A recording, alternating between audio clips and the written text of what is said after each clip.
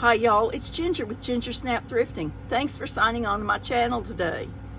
Well, I'm out here in the craft cottage again today. The rain has finally pushed through northeast Texas and out of Marshall, and it is hot, y'all. The humidity is unbearable. Although the temperature's only in the low 90s, it is sweltering. So I'm out here under the AC, hoping to stay a little bit cool. In our last video, I showed you how we took an old pair of overalls and I reimagined them into a cute little bib apron.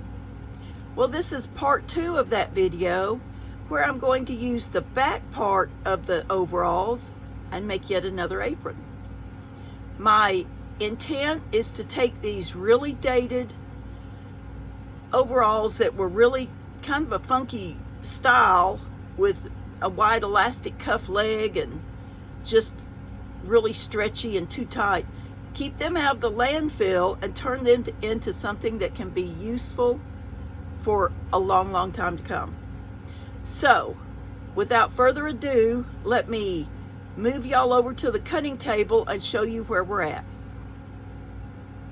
Okay, so as you can see, I've laid the back part of the overalls, which did not have that tall piece that goes up the back. These just came to the waist in the back.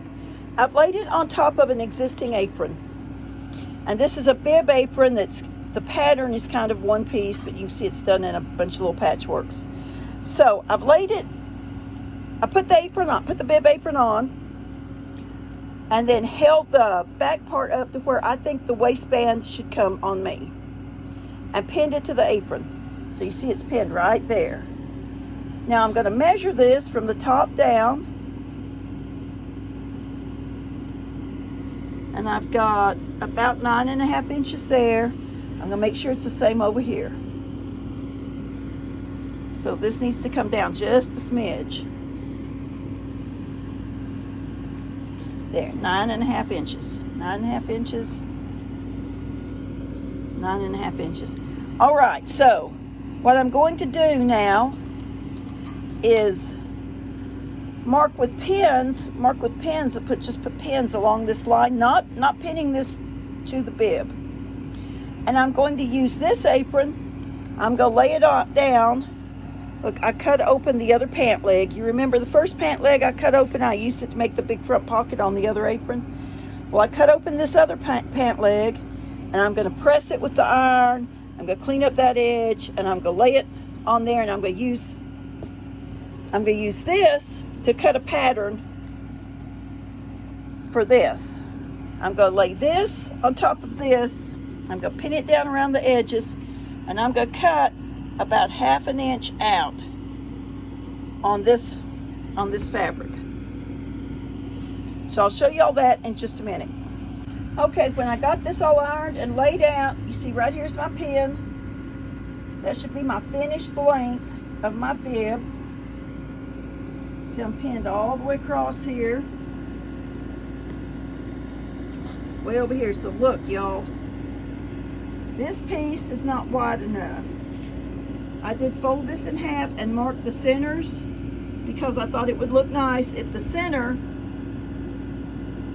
if the center seam was right down the center. So I don't know if y'all can tell this, but when I took this apart, the front of the leg is only 7.5 inches wide, and the back of the leg is 9.5 inches wide, which is crazy, but they did that so that this fabric in the front had the holes in it, and they wanted them to stretch open. So you can imagine how tight those legs were on whoever wore them. So what I'm going to do is take a leftover piece of fabric from the other leg, and I'm going to sew it down this edge. And this fabric is so streaky that it's not even really going to show. The seam's not going to show. So I just want to show you that this piece of pocket is not square. It tapers out at the bottom.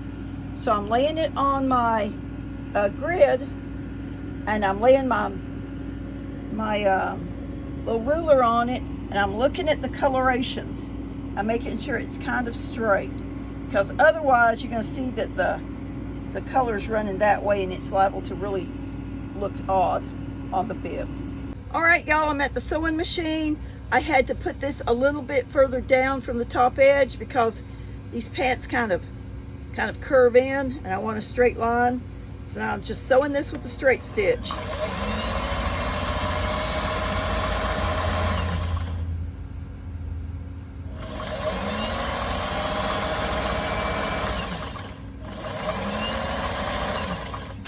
This is a 1/4 inch seam with a straight stitch.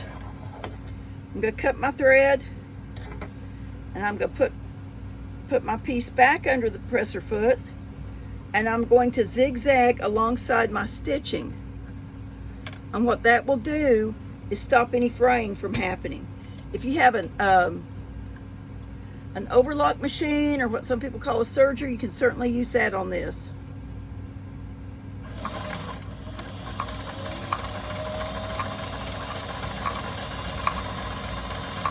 So what I want is for the needle to just go past, just come down right along the edge of this fabric.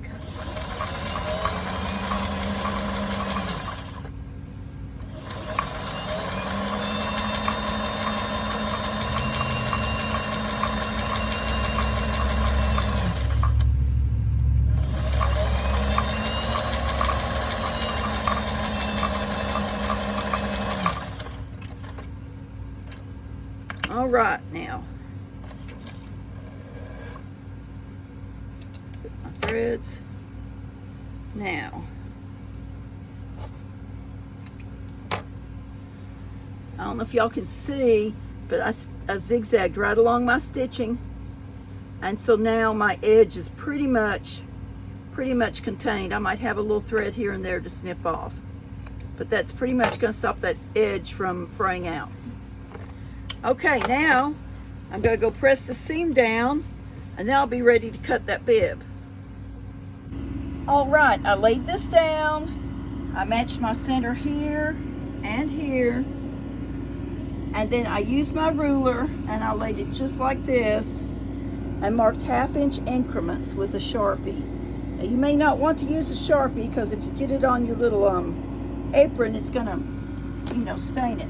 But I marked my 1/2 inch increments. I marked a 1/2 inch there and there. And then down this side also, 1/2 inch increments away from the edge. And y'all see that's away from the edge? And then just to be certain, I laid my big ruler across my waist things, my waist pins. And then I measured from this corner to this pin, and from this corner to this pin, and made sure they were the same length to make sure I had this straight and that it would be square when I cut my pieces. So now I'm going to take this, I'm going to put this bib apron up, and I'm going to cut my pieces out. Also remember that I had pinned just where I wanted the waistband to come, so I had to extend this another 1/2 inch. So there was my pin, and that's a 1/2 inch lower, and I just drew a straight line all the way across, and here was my pin, and here's a 1/2 inch lower. Okay, I've got this bib piece cut. Here it is. See, it's kind of a funky looking shaped piece. Now what I'm going to do is I'm going to roll the edge in. Turn it this way. Go roll the edge in just barely 1/2 inch. So you want to roll it under, and then you want to roll it under again and pin it. And when we have it pinned, then I'm going to stitch it, and that's going to finish off these side edges. These are the edges that are going to come around like this. All right, I've got my my edges rolled under and pinned. Now y'all remember, this is really stretchy fabric, so I am going to use a narrow zigzag stitch to stitch this. And I know from using this blue thread on the last project that you really can't even see it. It just kind of blends in. But I am going to stitch this with the hemmed side up so I can see and make sure I catch that edge. So there's 2 things you want to keep in mind. You want to be about the same distance. Your presser foot about the same distance from this edge, and you want to make sure that this raw edge stays rolled under and that you catch it. And then you want to make sure that your bobbin thread will look like you want it to look on this side. Now, if you do not have stretch denim, you could use a straight stitch, but all curves in fabric are stretchy. So you just want to keep that in mind. So now I'm going to go ahead and stitch this.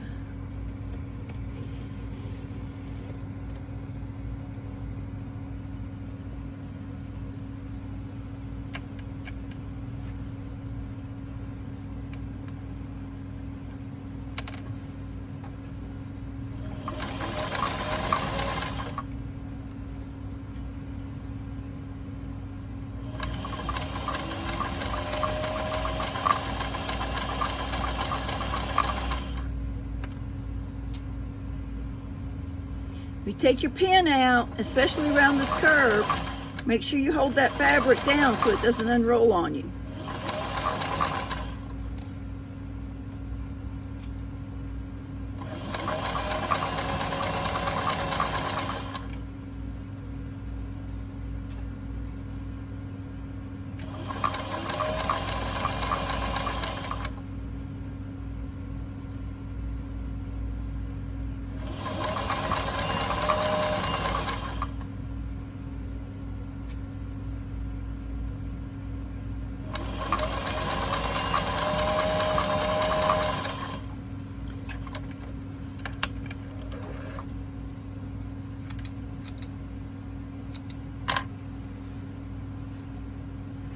So can you see? You can barely see that blue in there. All right, I'm gonna go ahead and stitch this other side and I'll be right back with y'all. All right, y'all, now we're getting to the fun part of this project. I looked around and found some fabric I liked. And I found this with these sunflowers and bees on it. All right, y'all, now we're gonna work on the bottom part of this apron. I've got it folded in half along the seam.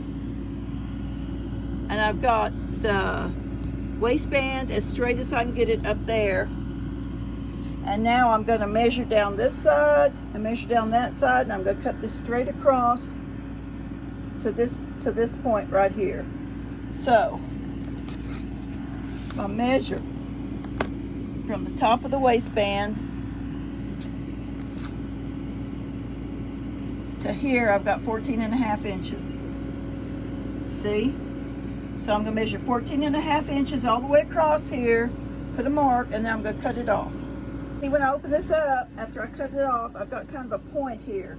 I'm just going to leave that for now, because now I'm going to cut a strip of fabric that I'm going to sew across here.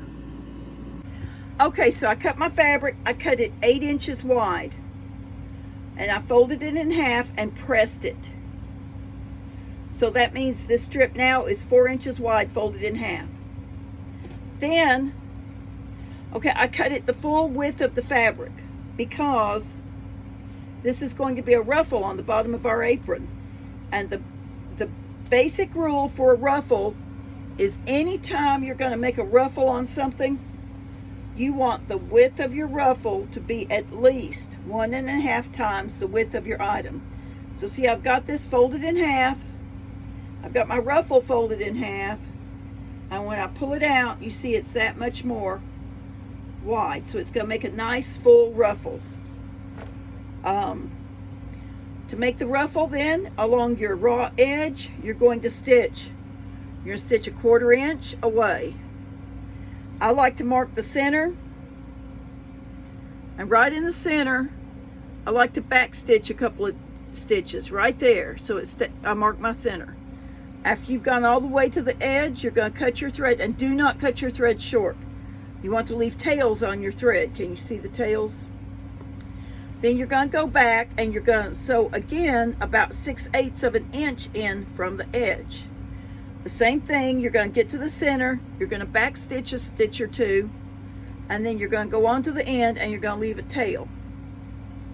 Now it's time to gather your ruffle. What that back stitch does is it will only allow you to gather one end.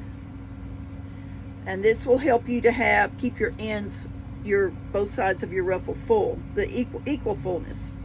So you're going to grab your ends, and for me, the bobbin thread always pulls better.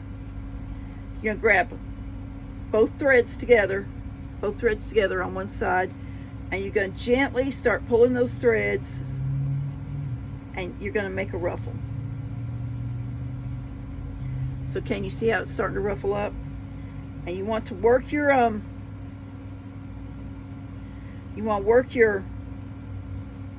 ruffle all the way to where you had that little back stitch to the center, and then you go to the other end. So let me get that done. Okay, now that you've got your gathers pulled up, you want to find your center where you had that little back stitch, and see I put a pin in mine. And you want to find the center of your seam here, and you want to pin that center right there. Just pin it in, and I pin it going down the seam. Okay, now you want to come over and you want to put the edge, make sure your threads are pulled out, your threads that you gathered with, and you're putting right sides together. Okay, right sides together, not wrong sides together, excuse me. If you have a design, you want to make sure that if your apron's going to hang like this, then when your design flips over, that everything's going the right direction. I got bees on mine. It looks like I got bees standing on their head, so I got to turn that around. Don't want any bees standing on their head, flying down. That's not how bees are supposed to go.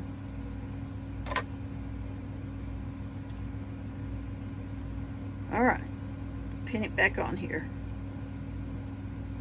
Now, you're going to go over here. Yes. You're going to go over here to the end.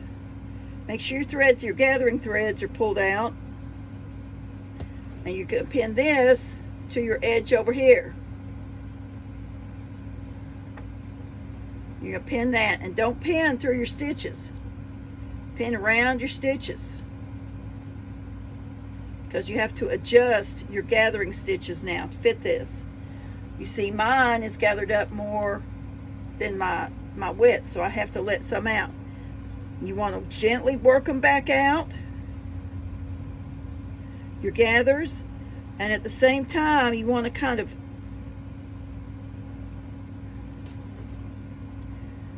portion the gathers out so they're kind of the same all the way across. I mean, you don't want a big knot where it's gathered and then a big place where it's just straight, because that wouldn't look right.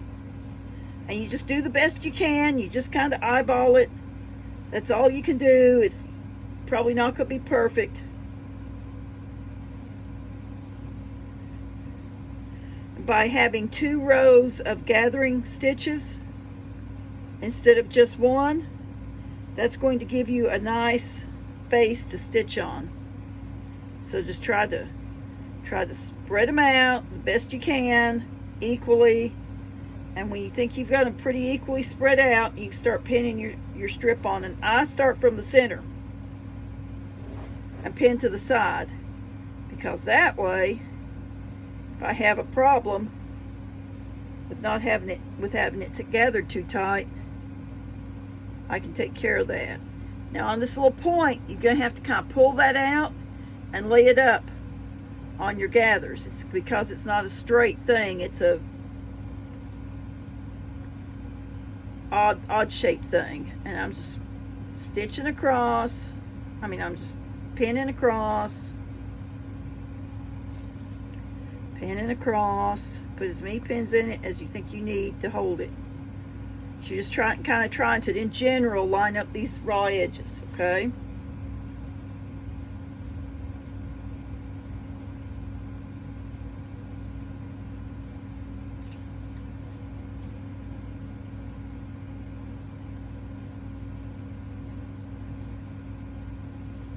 Just keep pinning it on.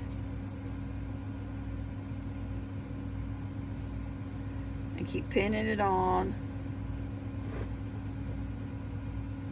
And see, I've got, I don't know if you can see that, but I'm too short. So I'm going to take this out and work a few of these gathers out, just a few more out.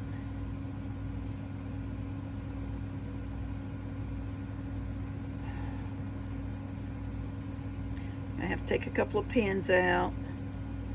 You know, and keep in mind that this jean fabric I'm working with is real stretchy.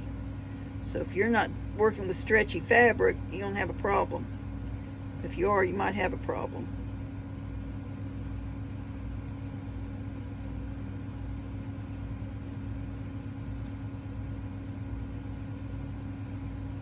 And just keep lining it up. Now, in the event that the cut on your pant leg isn't 100% straight, that's okay. That's okay, unless it's, you know, unless you got a big 2-inch higher or lower dip than on the other side. But a little uneven, this is all going to go away. All right, now I'm going to come back to my other side, and I'm going to do the same thing.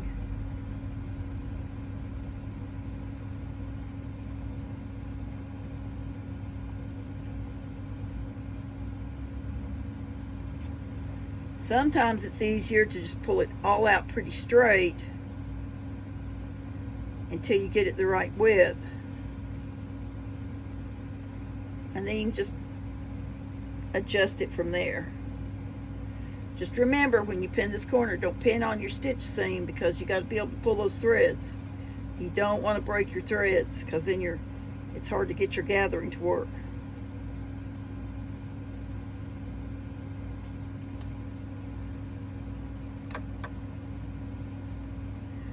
If you lay it down on the surface, that might help you out, you know, if you're having a hard time.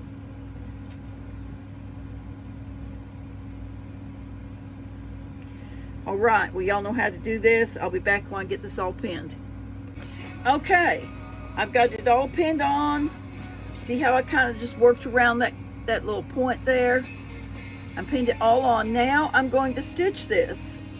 And what you want to do is stitch about a 1/2 inch to 5/8 inch seam. You want to stitch between your gather stitches. You don't want to stitch, especially on this one that's farthest from the edge, because you want to be able to pull that out when we're finished. Otherwise, it'll show on this side, you see? Okay, so we're going to stitch that now.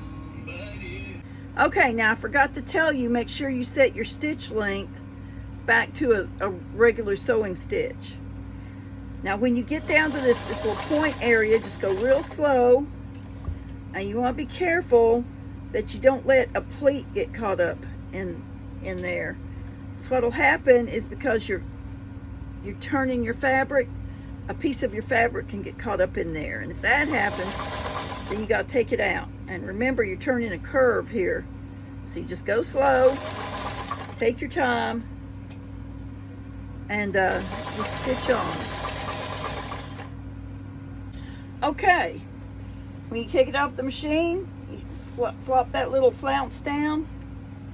You got a little point here, which I think is just cute, because it just goes with the idea that these are jeans. Your yokes usually have a little bit of point. Your pockets have a little point on the bottom, so you got a little point there. It just carries that point motif. Now I'm going to go back inside, because my fabric is real loosely woven. It's real coarse fabric, so it frays out a lot. I'm going to put a zigzag line right here, just to finish off this seam and keep it from fraying. And then this gathering stitch right here, I'm going to pull out. You can pull the other one out if you want to. You don't have to. Just remember, when you start to pull it out, that you've got back stitches up here at your point. So you need to take like a seam ripper or something and break that stitch right there. And then to finish it off, I will press this seam up like this, and I'm going to top stitch across here, across on the blue part. Well, this is day 2 of working on this cute little apron. I decided to put a pocket on my bib, so I just cut a square about 6.5 by 6.5 and put it on there. I put it on just like we did the pocket on the first apron. And then I decided I wanted a band across here, so I cut a strip of fabric 2.5 inches wide. I also cut my neck bands, and they also were 2.5 inches wide.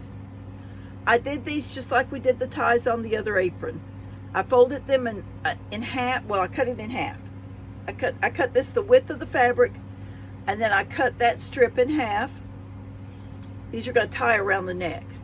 I folded the right sides together, and I stitched the tube, and then I turned it, and here we have the necktie. Now I'm going to go in and I'm going to edge stitch right along where I stitched the seam. Well, I finished edge stitching these. I just barely caught the edge. I hope y'all can see that. See right there along the edge, and that just gives this a little extra protection from fraying out as the apron is worn and washed. All right, now we're going to take these two straps. We're going to pick up our bib, and we are going to pin this strap to the inside, right even with this edge that we've already done. You want it right even with that edge. And I'm going to pin that on. And then we're going to put our, now I've already sewn, this is my band that's going to go across the front. I've already taken my 2.5 inch strip, folded it in half, and pressed it and stitched it across here, but I did not stitch these two ends so I could put the straps on. So I'm just going to pin this over top of that neck strap. Let me see if I can show you. See how it's pinned over? See, it's again, remember we're working on the back side of our apron bib. So it's always good to make sure that if the seam where you put this tube together is facing out, then you do the same thing over here. So that seam's facing out, and I'm going to line it up right there, even. I'm going to pin it really good.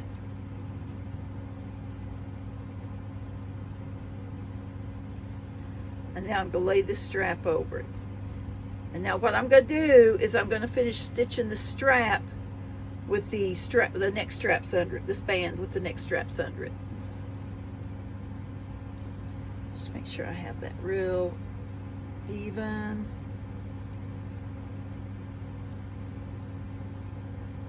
This over top. All right.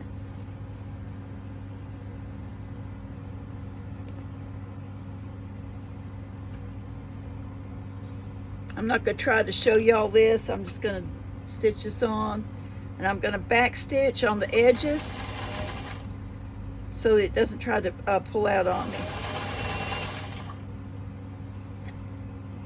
Okay, now I need to make sure y'all realized that on this band, I left about a 1/2 inch to 3/4 of an inch longer than this, because we have to fold this up under to give ourselves a finished edge. See, like so. But when we get this all folded under, and I'm going to take it to the iron and press it and roll it up, our neck strap is going to come out. Can you see how that comes out? So I'm going to take this over and press it and get ready to roll it, to fold it over and to sew it back down. I want to show y'all, I've pressed this open like this, and then I've pressed it down and pressed the neck strap up, and now I have to tuck in this little end. This little end, you might have to kind of fidget with it. So what I'm going to do is fold this up just a smidge. You see how I folded it up just a smidge? Kind of on a diagonal. And then when I roll it in, it makes this edge be a little diagonal, and then when you fold it down, it lays real nice. Can y'all see? I don't know if you can see or not. Let me show y'all again. It's folded up square with the seam. I'm going to grab this seam edge, and I'm going to pull it up just a little bit. Pull it up just a little bit, see? And now I'm going to wrap it around, and I'm going to line that edge up with my stitching. Then I'm going to hold this with my thumbnail, And I'm going to fold it in down here. And it gives you a nice clean edge. Can y'all tell? Sometimes you just really got to kind of fidget with these things to get them to tuck in. But just take your time, be patient, and you will get it, I promise you. You just have to kind of play with it a little bit. I put a good pin in there. Now I'm going to stitch this edge down. I'm going to stitch across the top edge. Well, here's my bib all finished with my neck straps, and I'm just going to use these as tie straps. Now I'm ready to put my bib on the bottom of my apron. So I'm going to do this sort of like I did the strap. I'm going to matching centers, and on mine, this belt loop seems to be kind of the center of the back, pretty much the center of the back. Let me cut that thread off, it's bothering me.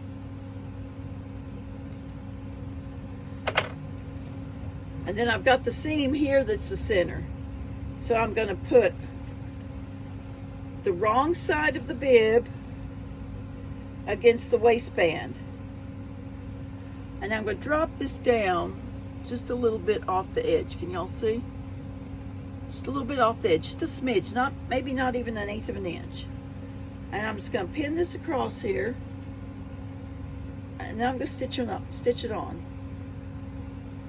And the reason I'm doing this is that when I pull the bib up to stitch it on, I'm going to stitch another little line across there, and it will cover up this raw edge. Now I did zigzag this raw edge, but it's still kind of fraying. So I was afraid I would have issues with that. That's why if you have an overlock machine, you could overlock the edge of this bib, and you just put this bib on like that and stitch it on, and that'd be fine.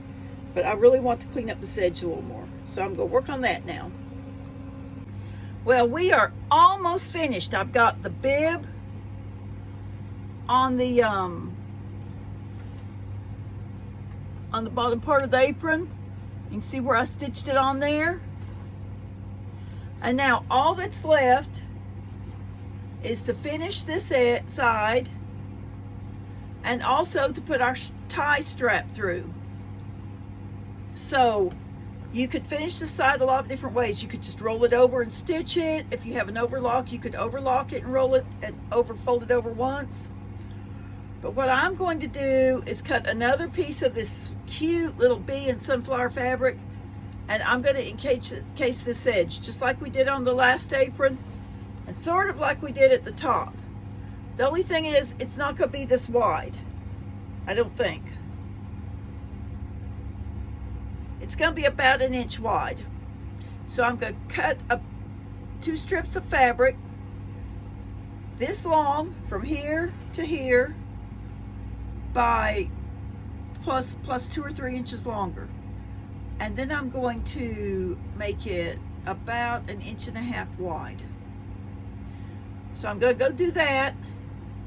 And then I'm going to stitch it on the sides just like we did the top strap. I'm going to stitch on the back.